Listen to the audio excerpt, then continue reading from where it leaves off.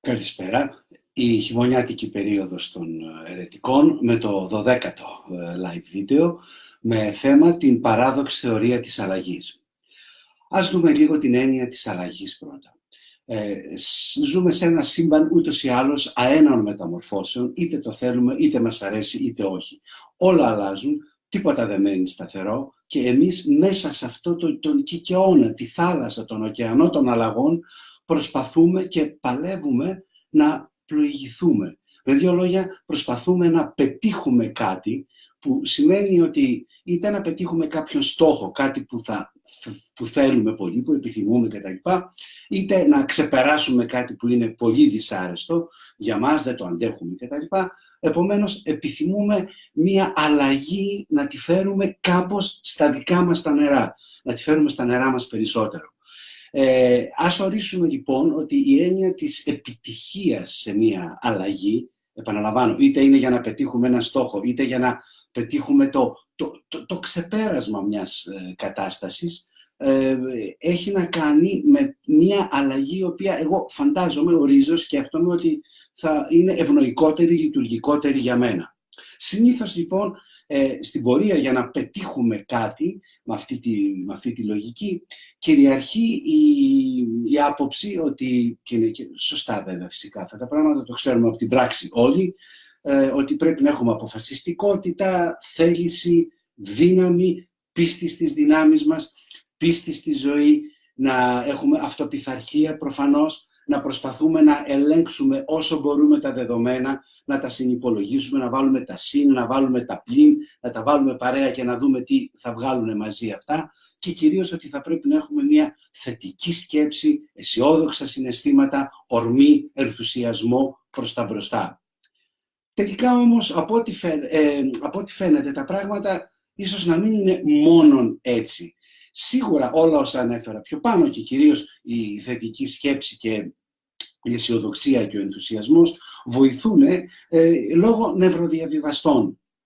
Έτσι, δηλαδή παράγονται κάποιες ουσίες στο σώμα μας μέσα, οι οποίες μας δημιουργούν μια δύναμη, τέλος πάντων, μια ευεξία και εμείς συνεχίζουμε ακάθεκτοι προς τον όποιο στόχο μας. Αυτό είναι πολύ σωστό. Αλλά άραγε όλα αυτά που ανέφερα πιο πριν είναι πανάκια, βοηθούν πάντα. Γιατί τότε όταν πετυχαίνουμε κάτι, ας πούμε ένα πτυχίο, δουλεύουμε 4 χρόνια για ένα πτυχίο, το παίρνουμε στο χέρι μας και ενώ νιώθουμε πάρα πολύ καλά από τη μία μεριά, έχουμε εδώ μέσα κάτι γλυκό πικρό, κάτι έτσι που μας φέρνει ένα αίσθημα τώρα αυτό ήταν όλο, ας πούμε, και τώρα τι γίνεται όταν πετύχω κάτι. Ή ξέρω εγώ, ακούω πολλές φορές ότι σχεδιάζονται γάμοι 1-1,5 χρόνο πριν. Ταβέρνες, εστιατόρια, δεξιώσεις, προσκλήσεις, κακό, καλεσμένοι, όχι ορχήστρα έτσι, όχι το μέρος εκεί, όχι τα σύμβολα αλλιώς. Ετοιμάζεται, στείνεται ο γάμος, όλα καλά, γίνεται ο γάμος. Περνάνε καλά όλοι, δεν λέω, αλλά και μένει κάτι πάλι σαν πως με το πτυχίο, κάτι γλυκό πικρό μέσα, έτσι. Τώρα αυτό ήταν όλο, ας πούμε, και τι γίνεται από εδώ και πέρα. Αυτό σημαίνει ότι η αλλαγή ενέχει μέσα της κάποια στοιχεία τα οποία δεν είναι μόνο, ας το πούμε, τα θετικά τα οποία εμείς προσμένουμε από την επόμενη κατάσταση στην οποία προσπαθούμε να πάμε μέσω της αλλαγής, αλλά έχει και κάποια άλλα δύσκολα συναισθήματα, γιατί αφήνουμε κάτι πίσω μας. Για σκεφτείτε λίγο. Μια τεράστια προσπάθεια σημαίνει ότι έχω νόημα. Όταν θέλω ένα χαρτί να πάρω, ένα πτυχίο ας πούμε, έχω 4 χρόνια που έχω νόημα σταθερά στη ζωή μου. Ενθουσιασμό, βαδίζω, έχω στόχο, έχω μονοπάτι. Όταν το πάρω αυτό, τι γίνεται τώρα? Το παλιό τελειώνει, το καινούριο δεν έχει φανεί ακόμα και εγώ είμαι κάπου στο μετέχνιο, είμαι στη ζώνη του λυκόφωτος λίγο, είμαι στην γκρίζα ζώνη τέλος πάντων, εκεί όπου τα πράγματα είναι λίγο θολά. Το παλιό, όπως είπαμε, δεν έχει ακόμη εντελώς πεθάνει, αλλά ούτε και το καινούριο έχει εμφανιστεί εντελώς, ώστε να ξέρω ποιο θα είναι. Και εκεί μέσα έχω διάφορα αισθήματα. Έχω ένα αίσθημα ματαιότητας λοιπόν. Έχω ένα αίσθημα πένθους για αυτό που αφήνω πίσω μου. Γιατί ό,τι και να αφήνω πίσω μου, με αυτό το πετσί ευχαριστήθηκα, πόνεσα, λυπήθηκα, πάλεψα, ειδονίστηκα, ξέρω εγώ, στεναχωρέθηκα, όλα. Τα αφήνω λοιπόν πίσω μου. Επομένως η αλλαγή ενέχει μία αμφιθυμία, έναν κυκλοθυμισμό, ενέχει μία ματαιότητα και ένα αίσθημα έμεσου υπόγειου θανάτου. πάντα. Ακόμη και το πιο ευχάριστο πράγμα να μας έρθει. Και 50 εκατομμύρια να κερδίσουμε στο Τζόκερ, αν και πότε φυσικά, αλλά πάλι θα έχουμε αυτό το αίσθημα, γιατί κάτι αφήνουμε πίσω μας για να πάμε στο καινούριο. Η αλλαγή λοιπόν πρώτον έχει μία αμφιθυμία, έχει μέσα διαφορετικά συναισθήματα, τα οποία είναι απολύτως φυσιολογικά να τα έχει. Έρχεται λοιπόν τώρα η παράδοξη θεωρία της αλλαγής να μας πει λιγάκι πώς αυτά τα συναισθήματα μπορούν να πάρουν θέση μέσα στις τόσο λεπτές και πολλές φορές επίπονες διαδικασίες μιας οποιασδήποτε αλλαγής. Ο Άρνολντ Μπέισερ ήταν ένας νεότατος, πολλά υποσχόμενος γιατρός, αεροπόρος κιόλας, ο οποίος νομίζω 22-25 έμεινε ανάπηρος εντελώς, και αυτό δεν τον εμπόδισε βέβαια στην υπόλοιπη ζωή του να κάνει μια λαμπρή καριέρα στην ψυχοθεραπεία κτλ. Διατύπωσε ο Άρνολντ Μπέισερ λοιπόν σε ένα άρθρο του, μικρό άρθρο, την παράδοξη θεωρία της αλλαγής, η οποία έγινε στην όλη φιλοσοφία και θεωρία της ψυχοθεραπείας Gestalt, έγινε ο ακρογωνιαίος λίθος. Και επιπλέον θεωρώ, προσωπική μου άποψη αυτή, ότι σε όλες τις ανθρωπιστικές προσεγγίσεις, πέρα από Gestalt, η παράδοξη θεωρία της αλλαγής υποστηρίζεται, έχει τη θέση της, ακόμη και αν δεν ονομάζεται έτσι από τις διάφορες προσεγγίσεις. Όλοι δουλεύουμε με αυτό, έτσι κι αλλιώς, σε κάθε μορφή ανθρωπιστικής ψυχοθεραπείας. Αυτό δεν είναι το θέμα μας όμως σήμερα. Τι είπε λοιπόν, με δύο λόγια, ο Μπέισερ και το άρθρο του και η παράδοξη θεωρία της αλλαγής? Ποια είναι? Μας λέει ότι όσο πιο πολύ προσπαθώ να γίνω κάτι που δεν είμαι δηλαδή στο παρόν μου ολόκληρος, τόσο λιγότερες πιθανότητες έχω να το πετύχω.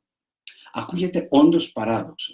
Δηλαδή, όσο με περισσότερο ενθουσιασμό μπαίνω σε κάτι μονόπλευρα, μόνο με τη χαρούμενη ενθουσιώδη πλευρά μου, τόσο λιγότερες πιθανότητες έχω να το πετύχω. Ακόμη μια διατύπωση, όσο ταυτίζομαι μόνο με ένα μέρος μου και θέλω να πάω προς τα κάπου, με αυτό το μέρος μου μόνο, τόσο μειώνω τις πιθανότητες να πετύχω τον προορισμό μου και το στόχο μου. Γιατί τώρα γίνεται αυτό και ποιο είναι το παράδοξο μέσα σε αυτό? Γιατί ακριβώς στο κατόφλι της αλλαγής συνυπάρχουν πάρα πολλά συναισθήματα. Εδώ ας πούμε ότι αυτός είναι μία οντότητα, ένας άνθρωπος, και ότι θέλει αυτό είναι το μέρος το συνειδητό του, το φωτεινό του μέρος, ο ενθουσιασμός του, η δύναμή του, η θέληση, η αποφασιστικότητα, οι υπολογισμοί που κάνει.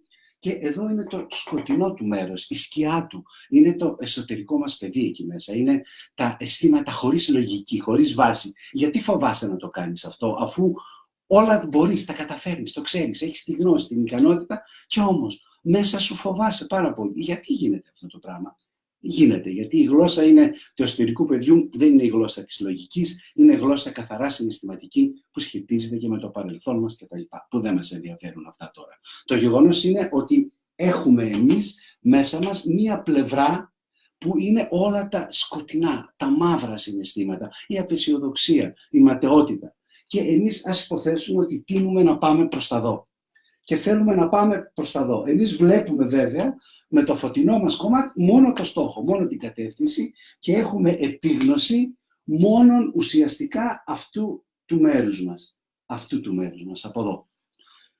Ξεκινούμε λοιπόν να πάμε, και στην πορεία όμως τι γίνεται? Ξέρουμε σήμερα εμείς από τη θεωρία συστημάτων και από το φιλοσοφικό ρεύμα του ολισμού ότι κάθε σύστημα βαδίζει ολόκληρο προς τα κάπου. Παίρνει όλα τα κομμάτια μαζί του. Το έχω πει σε πολλά live βίντεο αυτό.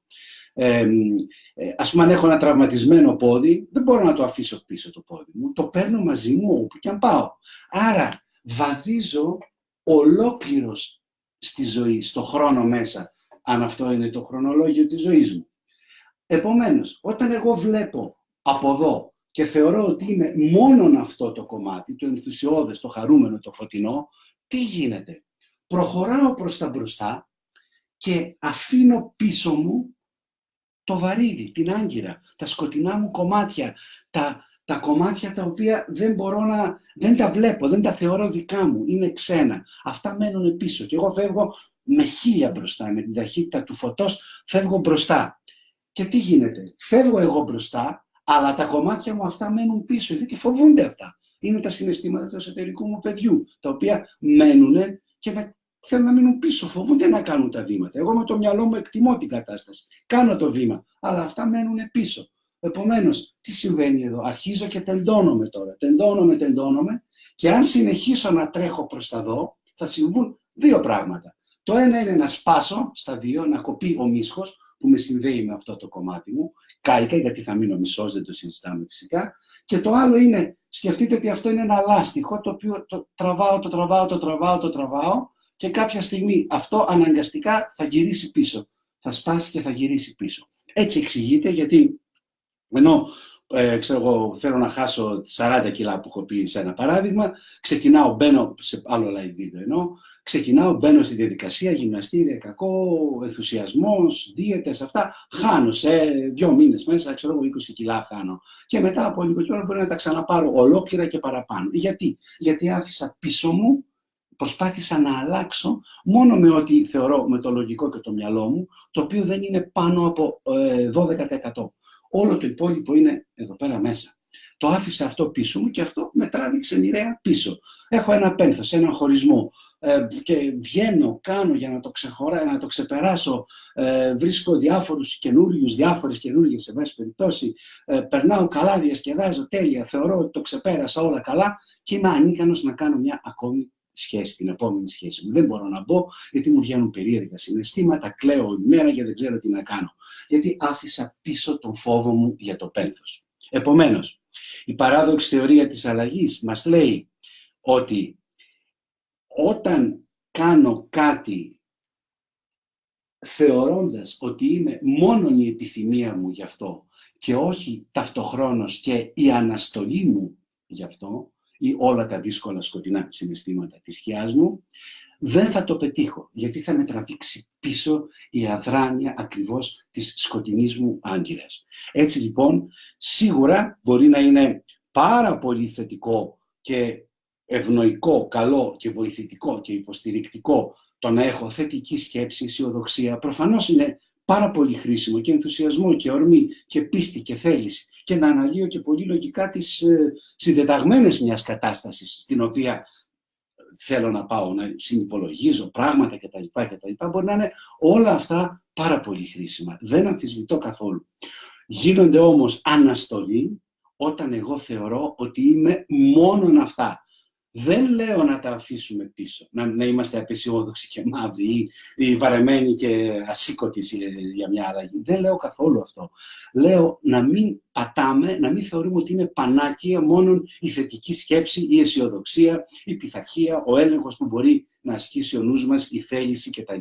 Έχουμε μέσα μας πάρα πολλές μεταβλητές και πολλές παραμέτρους που δεν ελέγχονται από το νου και τη λογική μας. Αυτό λοιπόν είναι αυτό το οποίο υποστηρίζω και ότι αν όλα αυτά κάνουν καλό, θα κάνει 1000 φορές περισσότερο καλό αν μπορέσω να τολμήσω να ακούσω αυτό το κομμάτι μου που λέει παραδείγματος χάρη κάποιος να με βοηθήσει. Κουράστηκα να βαδίζω μόνος μου και να ζητήσω βοήθεια.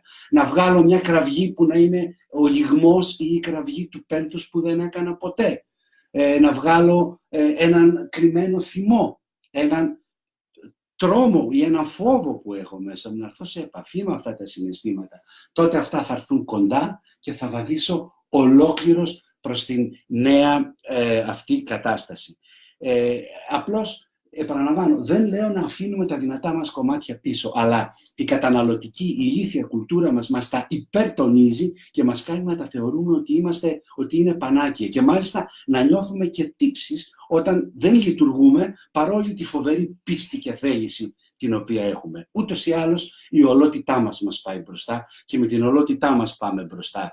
Δεν μπορούμε να το αλλάξουμε. Αυτό είναι ένα γεγονός πια. Και μάλιστα η παράδοξη θεωρία της αλλαγής που μας λέει τελικά όσο πιο ολόκληρος είμαι, τόσο πιο πολλές πιθανότητες έχω να πάω προς τα εκεί που θέλω, ολόκληρος με τα συν, τα πλήν, τα σκοτεινά, τους φόβους, τρόμους, επιθυμίες, δυνάμεις κτλ.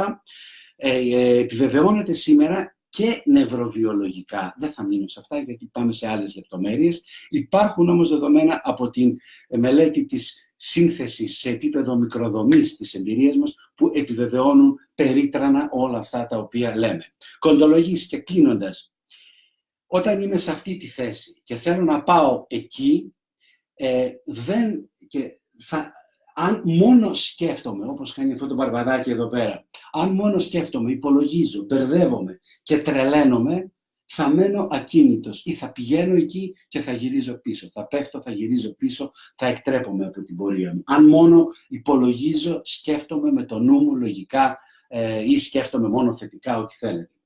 Αν όμως καταφέρω να συνδεθώ με την ολότητά μου, θα πάω εκεί που θέλω, που σημαίνει ότι αλλάζω, φεύγω από αυτή τη θέση, όχι γιατί ξέρω με σιγουριά ότι εκεί θα είναι καλύτερα και τα έχω μετρήσει όλα. Πώς θα μπορούσα άλλωστε? Είναι μόνο νοητικός υπολογισμός. Δεν πήγα ακόμα για να ξέρω αν είναι καλύτερα, αλλά θα φύγω από αυτή τη θέση μόνο όταν ο κόλος μου καίγεται. Μόνο όταν δεν αντέχω πια να μείνω σε αυτή τη θέση, θα φύγω προς τα μπροστά ουσιαστικά.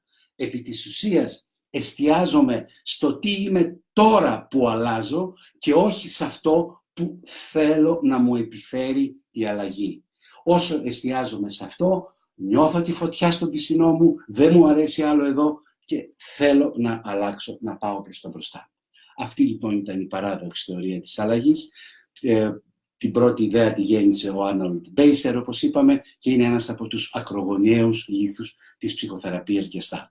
Μπορείτε, αν θέλετε, παρακαλώ πολύ, θα βρείτε στο Facebook, στη σελίδα μου, οδηγίες για αν θέλετε να ενημερώνεστε εκτός Facebook για το τι κάνω. Μπορείτε να αφήσετε το mail σας σε μια φόρμα που έχω εκεί. Δεν είναι καθόλου υποχρεωτικό να αφήσετε το όνομά σας για να μπορούμε να επικοινωνούμε εκτός Facebook. Όλα τα live βίντεο υπάρχουν και στην ιστοσελίδα μου, η οποία σε ένα μήνα θα είναι εντελώς καινούρια, γι' αυτό και τώρα είναι ανημέρωτη και λίγο κομματάκι της λειτουργική, αλλά υπάρχουν όμως στο blog όλα τα live βίντεο που έχω κάνει μέχρι τώρα. Και τα 12, το 12 θα ανεβεί σε λίγο. Το επόμενο live, θα κάνω τα live βίντεο τώρα στα ελληνικά μία φορά το μήνα, γιατί σε λίγο θα κάνω και στα αγγλικά μία σελίδα και θα κάνω ένα live στα ελληνικά, ένα live στα αγγλικά. Το επόμενο λοιπόν στα ελληνικά με θέμα τις πολλώσεις θα είναι στις 15 Νοεμβρίου, ημέρα Πέμπτη, στις 2:30 το μεσημέρι, αν όλα πάνε καλά και αν η παράδοξη θεωρία της αλλαγής στη ζωή μου με αφήσει να φτάσω όπως θέλω να φτάσω στις 15 Νοεμβρίου για να κάνω αυτό το live βίντεο. Ευχαριστώ πάρα πολύ. Καλή σας συνέχεια σε όλα.